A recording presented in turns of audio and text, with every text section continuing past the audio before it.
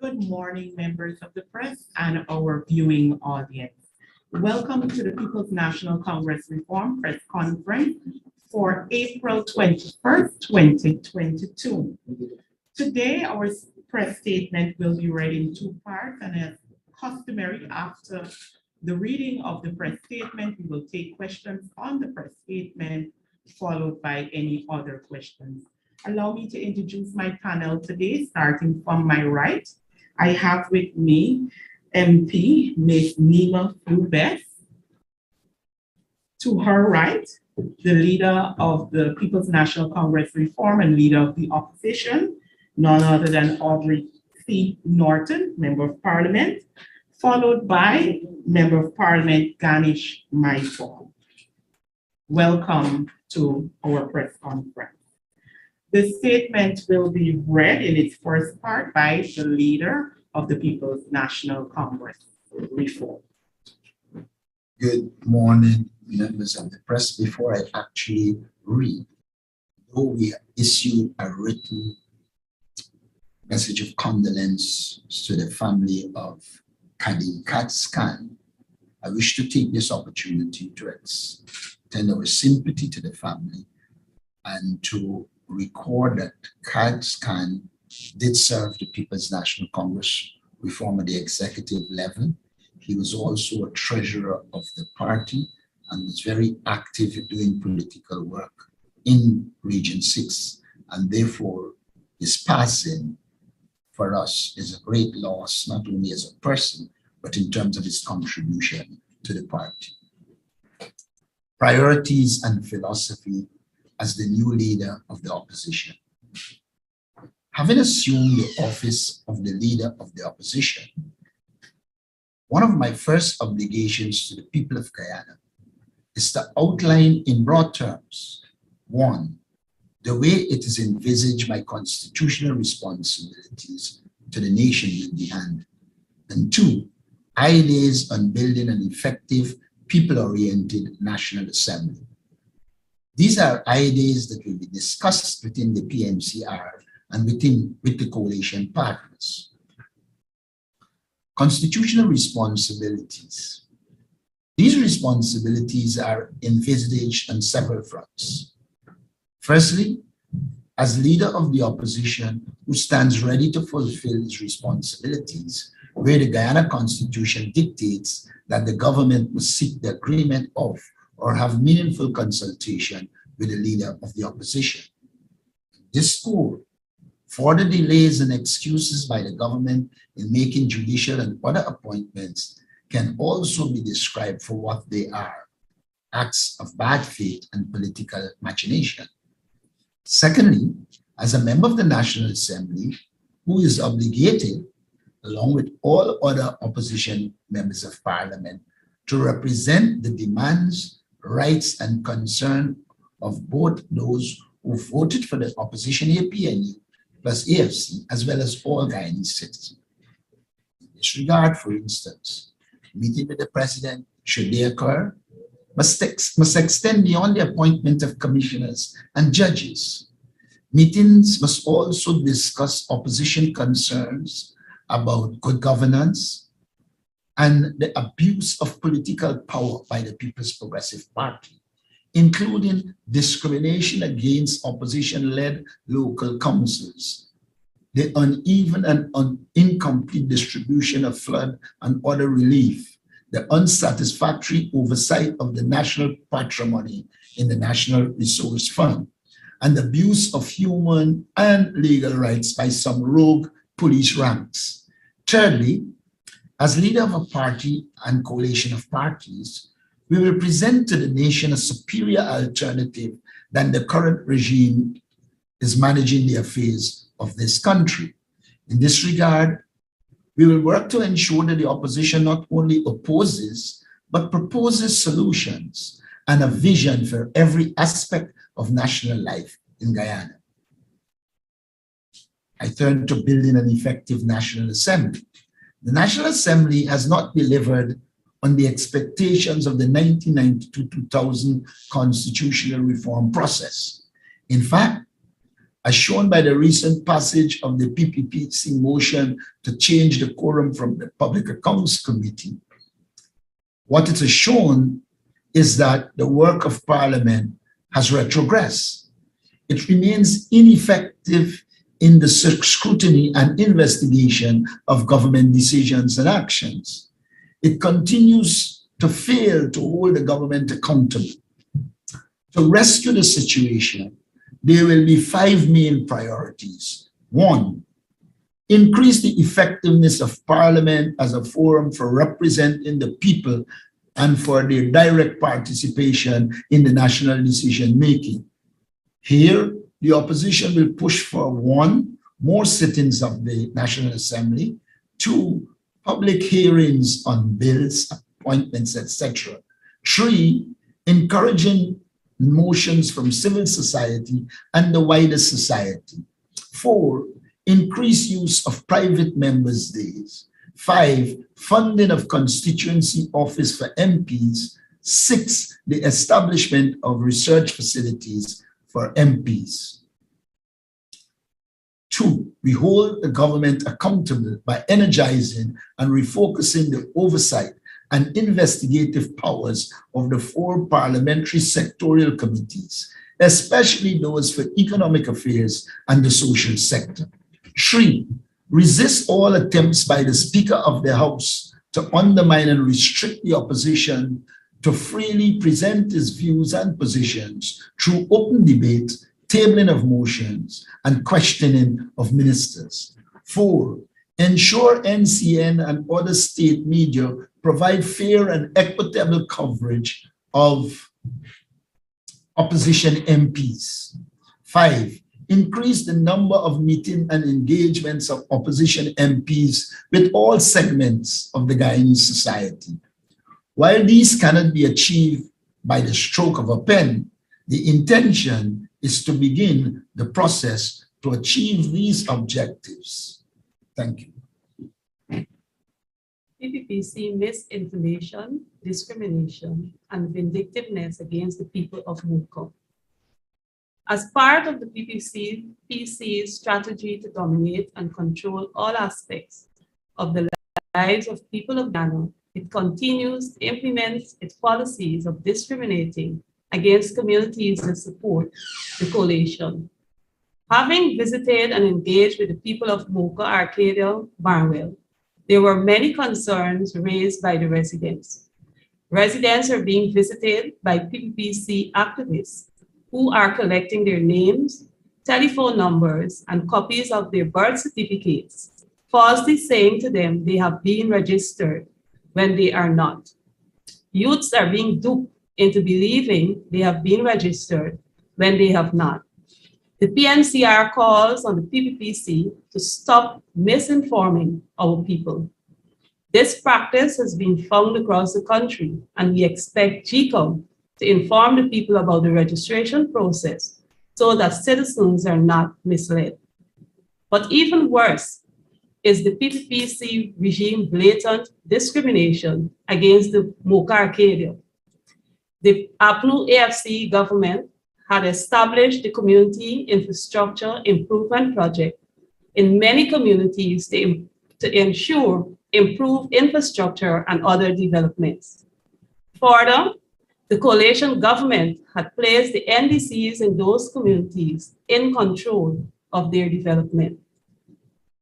The PPPC has replaced the SIP leader in Mocha Arcadia with the PPPC activists from Mocha. As if that is not wrong enough, the PPPC then removed the management of SIP workers from the Mocha Arcadia NDC and placed her under the control of the PPPC dominated Little Diamond, her Stelling NDC. Consequently, work in Mocha Arcadia community is controlled and dictated by the Little Diamond, her Stelling NDC. The PPPC is therefore undermining the elected Mocha NDC, as in the case of all NDCs won by the APNU AFC. This is vindictive and discriminatory. In addition, farmers have complained that little or no work is being done on drainage and irrigation. This is further compounded by the government's action to block the main canal, ensuring the water stays on the land. With the rainy season approaching, the people's crop and livestock will be adversely affected, if not destroyed. The PNCR calls on the PPPC regime to bring an end to these heinous acts that will only bring hardship to the people of Mocha Arcadia. Is this a case of where the government is creating the conditions to destroy agricultural development in Mocha Arcadia? We hope not, but their actions force us to arrive at that conclusion. The plot against the people of Mocha thickens when we note that persons purporting to be from the Ministry of Housing are forcing the residents of KNU to sign agreements to remove from lands they occupy when the said land is not in the part of the new road being built on the east bank of the Moira. When this old plot to remove the people began, the claim was that they were in the path of the road. Now that work has begun, and it is evident that they are not in the path of the road, the PPPC seems to be involved in a devious scheme to deprive residents of the opportunity to have lands for which value will go up with the construction of the road. Interestingly, though they purport to be operating on behalf of the government, the people who have accepted their offer have been paid with checks from a private bank. This stinks of corruption and the PPPC collaboration to deprive these African Guyanese of lands they occupied for over 25 years. The people of Mocha Arcadia and the PNCR calls on the PPPC regime to end this nonsense and clarify this issue. Important as well, these people have been involved in agriculture, and rather than promoting agricultural development, the people are being forced to sell their livestock to accept the PPPC offer to move to a new location. However, those who have not accepted this offer are being threatened and told that their homes will be destroyed. It is unfair and indicative of the greed of the PPPC operatives involved in this evil scheme. We need a Guyana in which all people are treated equally. We call on the PPPC to end the crusade of discrimination, domination, and control aimed at depriving African Guyanese of lands. Such actions will increase the tension in Guyana and confirm that there is no attempt to build one Guyana. African Guyanese are Guyanese, and we have a right to share in our national patrimony, as should be in the case of all Guyanese. Thank you. Thank you. Okay, members of the press, at this time we'll open the floor for your questions based on the press conference. By the raise of hand, I will indicate and you will let us know what is your media house and your name. So any questions?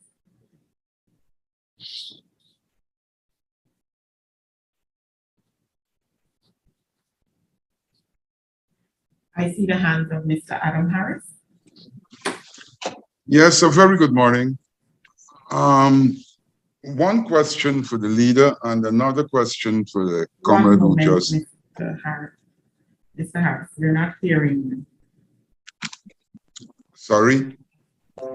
Can you hear me now?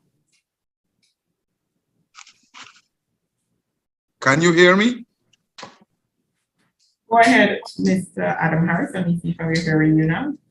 You're hearing me?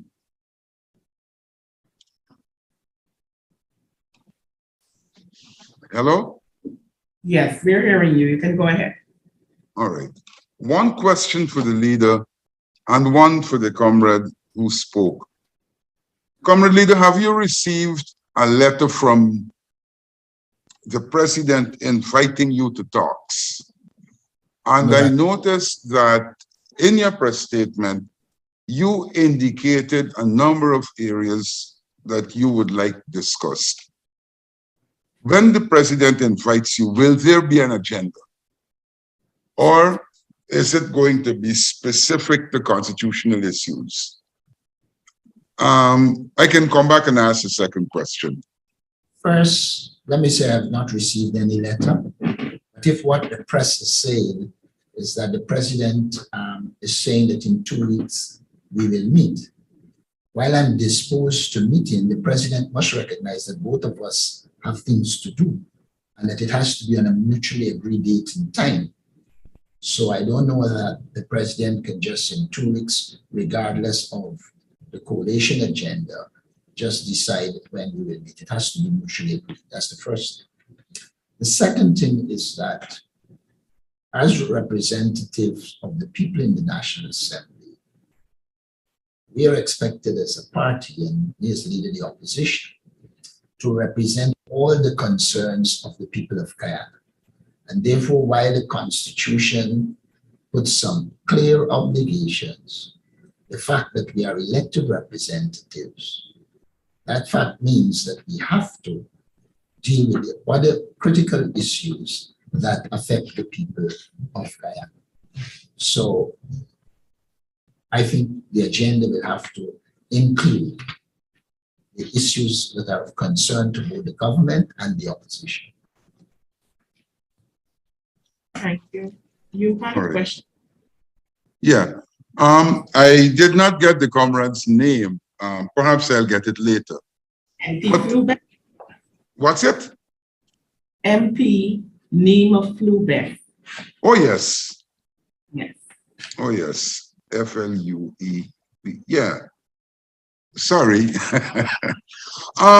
You talked a lot of what is going on at Mocha, and I'm familiar with some of the issues. I have relatives living there, and they also have livestock. Now, when this issue was first breached, I know that there are no party groups in Mocha, but I also know that the community is a PNC community. Were there discussions among the people saying, look, these people are coming with this, we don't understand it? And the other thing has to do with the fact that you said some people have accepted offer. You didn't say who made the offer, and you said they were paid by checks. So obviously, it's an offer made by some section of the government or something. And those who haven't accepted are being threatened. Have these threats been reported to the police? Thank you for your question. I can't validate if the threats were reported to the police, but it was brought to my attention by residents, and I would have given advice on that matter. I think you made mention of something about livestock in your background that you were giving initially.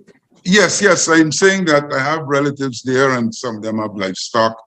And according to reports, people with livestock were asked to remove from the lands they occupy. And some are refusing, I know, but you said some accepted. And then I was asking, who made the offer to these people? All right. But as far as I'm aware, the offer is being given through Ministry of Housing. When there was the first press or gathering with the people in that area with Ministry of Housing, they were promised that there will be foreign engagements, and the persons who have their livestock and all of that, they would have a separate arrangement made for them, and all of that was presented at that press conference. However, of course, what was said then never happened. Could I also add, Adam, I visited the area twice or thrice in the last week or so. And one of the documents I saw, for instance, the agreement that they were talking about, it appears to have come from the valuation department of the Ministry of Finance. But when I saw the checks that were given to these people, they were from a private bank. And I thought the government, in issuing checks, issued Bank of Guyana checks. That was the first concern. The second thing I have observed is they have the tendency to operate in a very shady way. And so I would like to see the Ministry of Finance clarified, because it appears to me it is PPP activists who are purporting, and business people who are purporting to be reps of the Ministry of Finance. And once they get agreement to remove these people to sign to move, what they do is issue a check that comes from not the government. And so that raised question marks. I saw one case where they destroyed a home of somebody, and they have reported regularly that they are going in there and threatening them. In fact, they were told if they don't accept the offer and move, they will bulldoze the properties. I have said to them that they shouldn't move. I have said to them that the issue at hand is the value of these lands are expected to go up, and the PPP wants to move you out of the way to put their supporters so that when the value of the land goes up, they will benefit while the people of Mocha move. I noticed you said that there isn't a PNC group in Mocha. That is not true. There is more than one PNC group in Mocha, and we have been working with those groups in Mocha. Thank you. I see the hands of Mr. Dennis Sherrall, and then we'll take Ms. Argo Morton. Good morning, Mr. Norton. Dennis Sherrall, Demerara Waves. Sir, what will be your approach should the president decide to confine the agenda to just the constitutional matters? And secondly, sir, in relation to the matter of shared governance, what's stopping you from proposing to the government or the PPP that there be talks on this subject without conditions? Well, first of all, historically, the PNCR was in the forefront of calling for inclusive governance.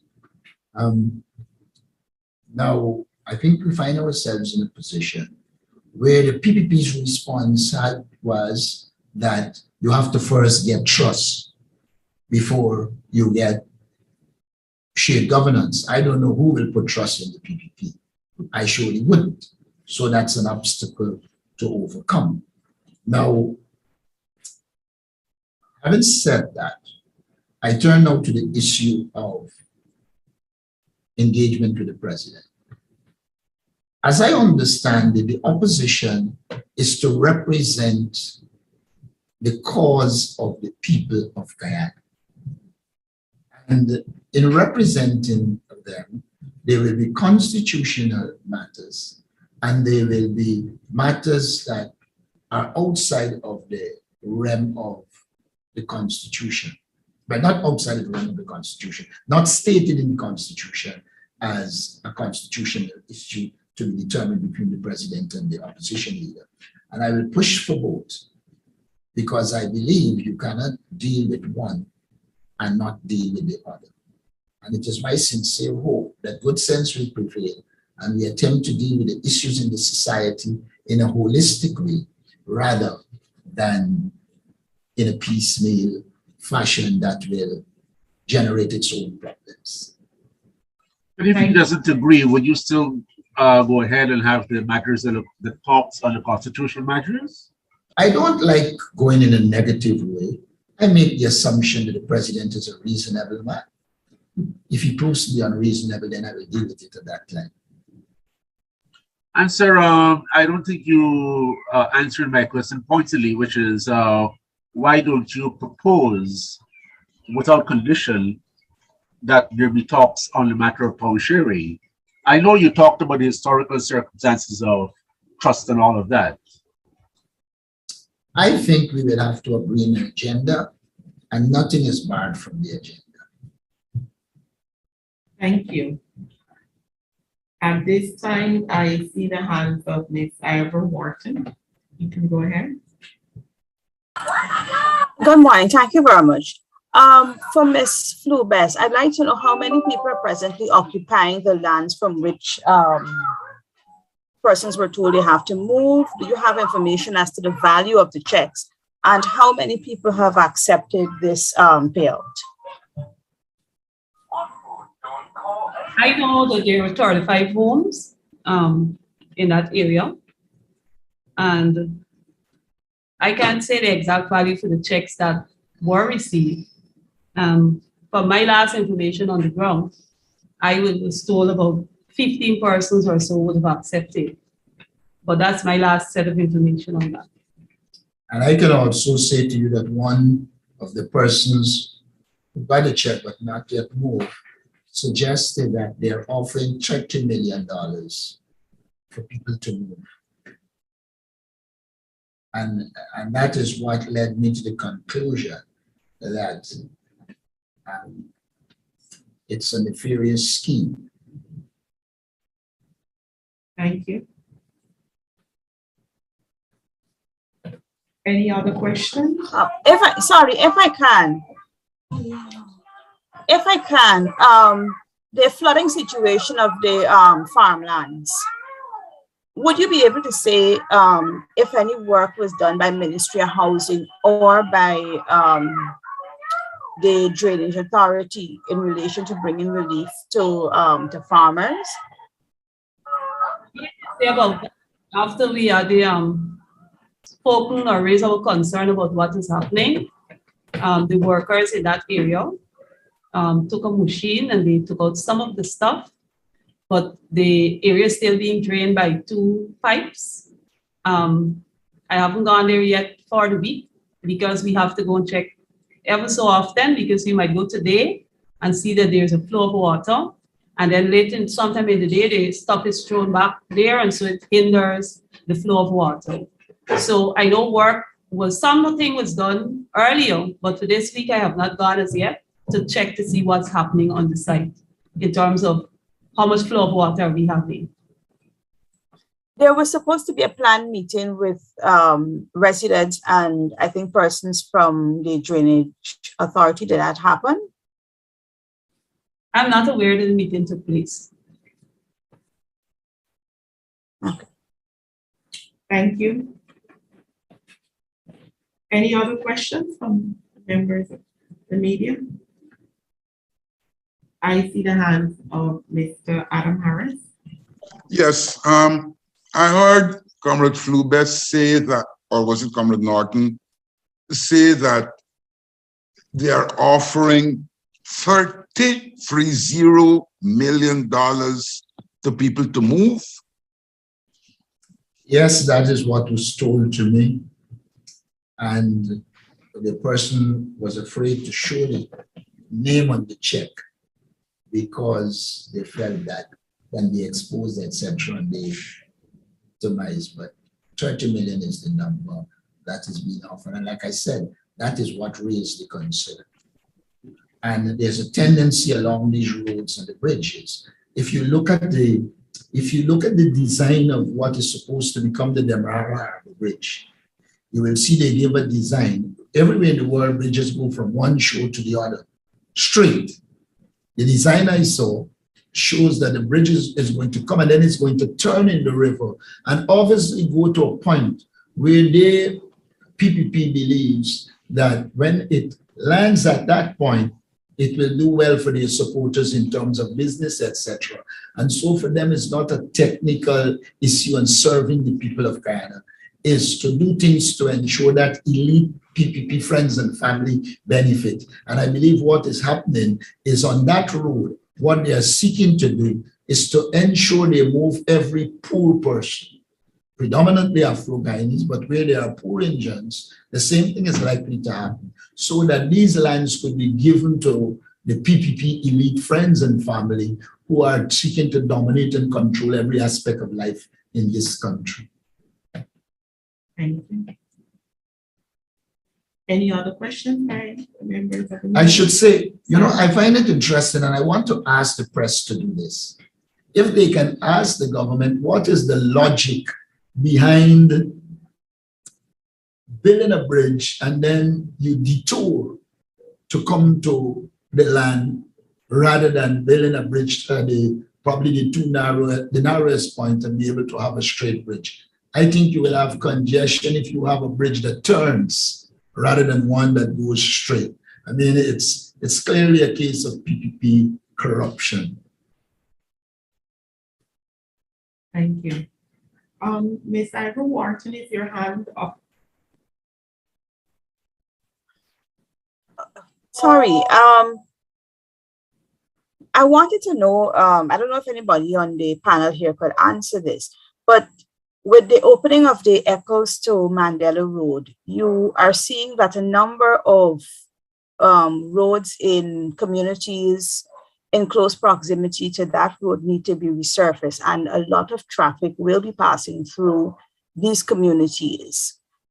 Will you be seeking to find out from government as to when or as to what are their plans to resurface these roads? And one example that can be made right now is Caneview Avenue. Parts of Caneview Avenue is extremely bad. Well, first of all, one has to take the whole thing in context. This government is a government that's just fighting for popularity. I don't understand why you open a half road that will not solve the problems of Guyana. Secondly, it was part of a wider program in which a road would have run from Timeri straight to Ogle, and then you would have had these cut-off roads.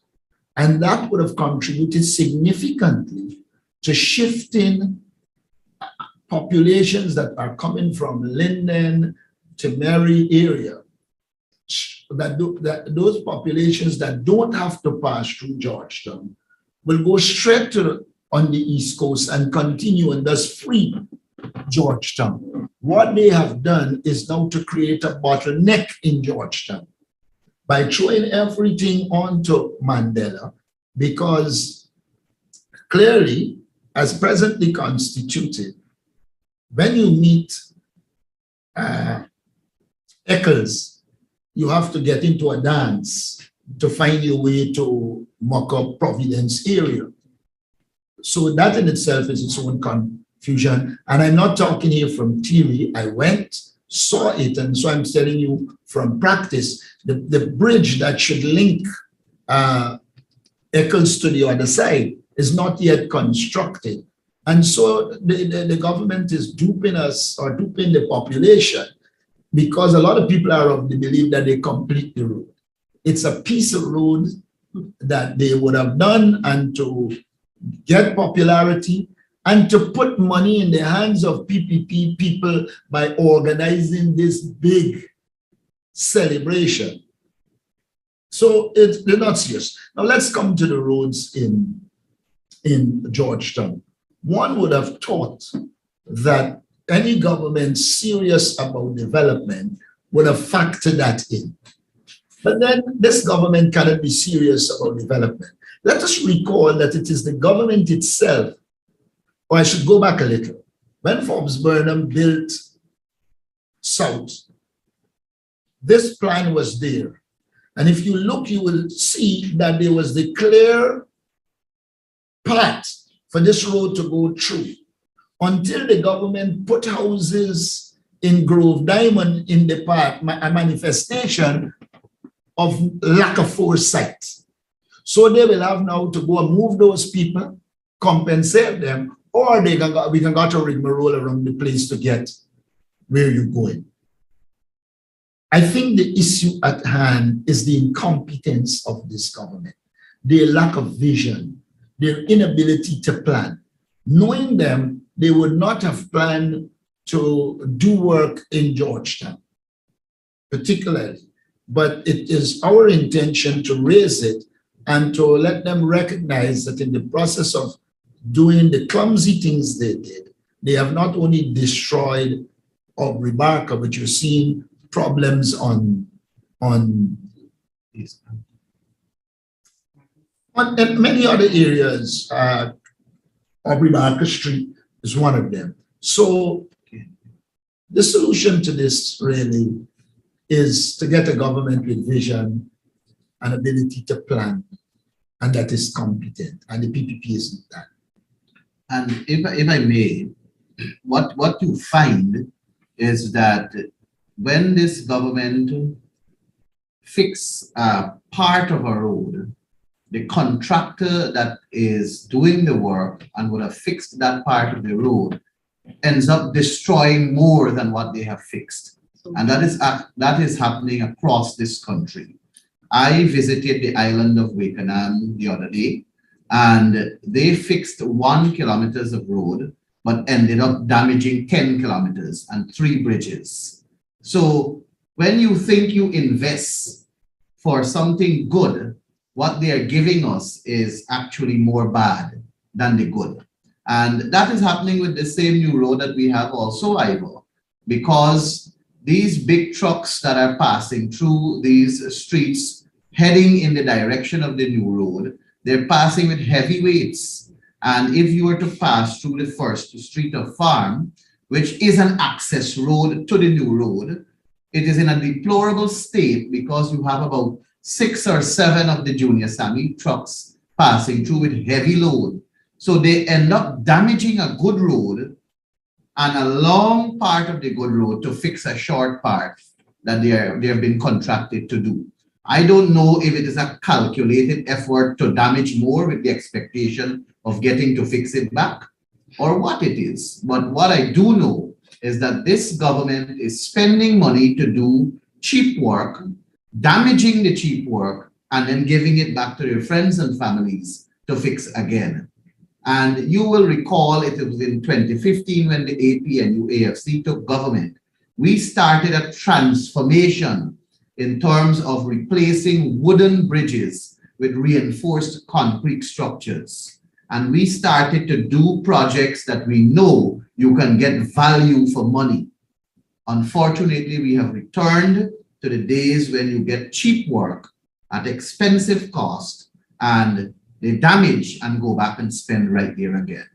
That is how they're trying to hoodwink the people of Guyana and fool us into believing that they have our best interests at heart. Sad indeed. Thank you. Any other questions? And any other matters pending?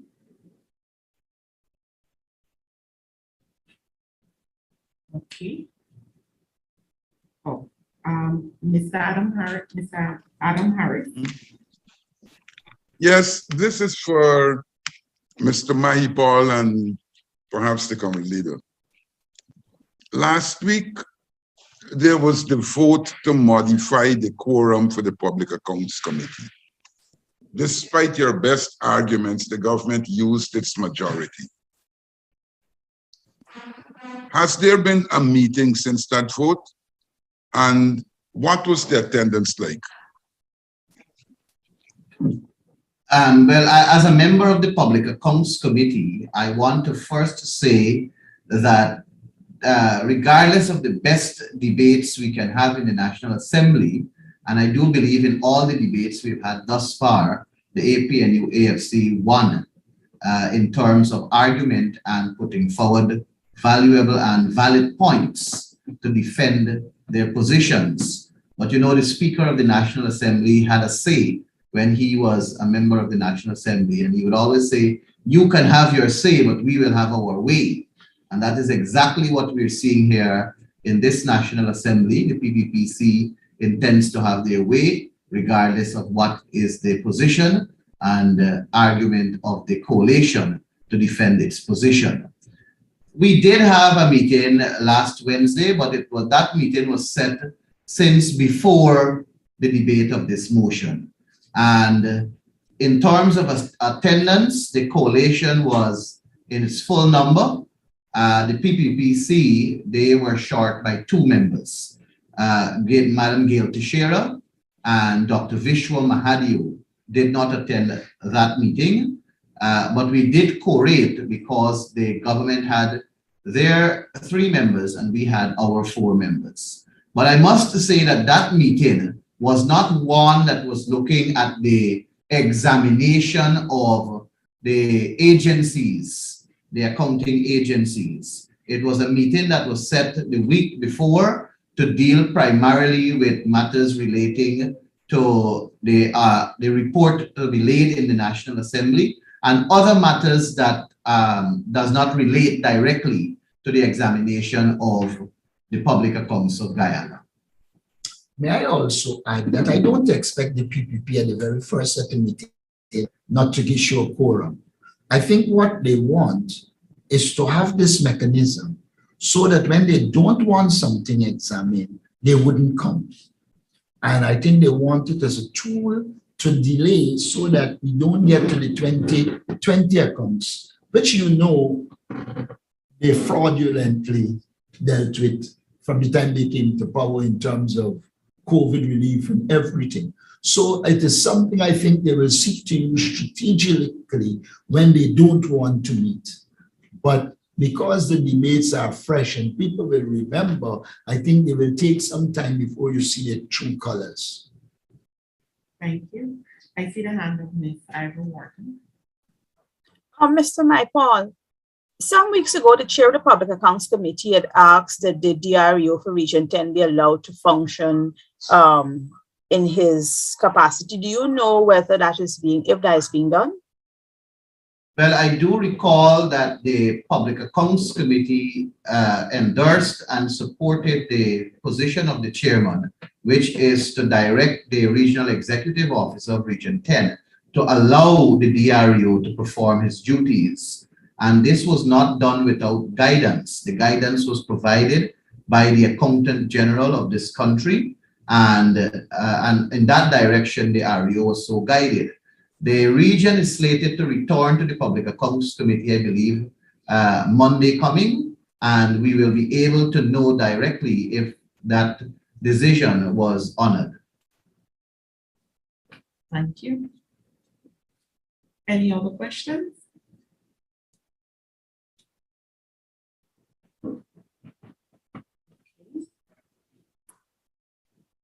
With no other hands raised, I do believe this will bring us to the end of today's press conference.